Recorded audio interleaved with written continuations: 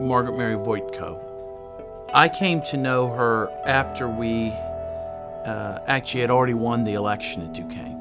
And we had the Steelworkers sponsored a national Adjunct conference here in Pittsburgh. And at that conference, I was introduced to Margaret Mary. She wanted to talk to a lawyer because she had some concerns with what was happening with her job at Duquesne. She was afraid that she was about to be fired. They had already reduced her hours at Duquesne down to the point where she was making about $10,000 a year. She was barely able to make ends meet. She had a furnace that was broken. She couldn't afford to fix, so during the winter, she explained to me, she would end up sleeping at school on a couch or whatnot, and at times was escorted off the property by the police there.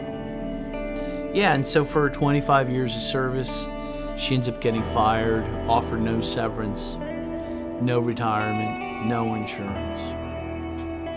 And I found out the next day that a few hours after we talked, she had had a massive heart attack. And she ended up in the hospital, and she never recuperated, and she died.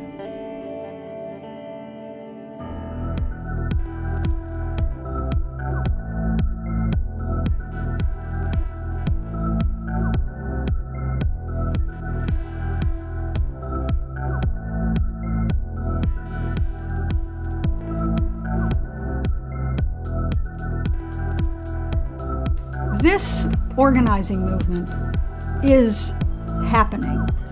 And what has happened over these months, and it's really been quite quick, is that among other things, there's opened up this great conversation. And we start to feel as if, wait, it isn't just me, and I'm not this peculiar person. There's you and you and you, and you're this brilliant guy, and you're this brilliant woman, and aren't we an interesting bunch? And don't we have something in common that is so, so important? We want to be respected for our work.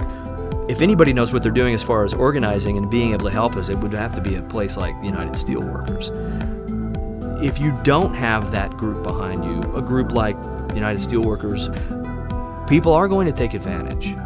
Not necessarily because they're mean and evil, but just because they can. I think there's a good argument to be made without unions, there wouldn't have been that great middle class of the United States for as long as there have been. And it's funny that, you know, we're losing a lot of that, what they consider the classical middle class, and it's funny we've got fewer union jobs now. I don't think that's a coincidence. They can get away with it because this is America. Is this a great country or what? And the answer is what? It's not right. We've gone badly off course. And I really see the union movement in this country as a corrective. Let's bring back the dignity of work.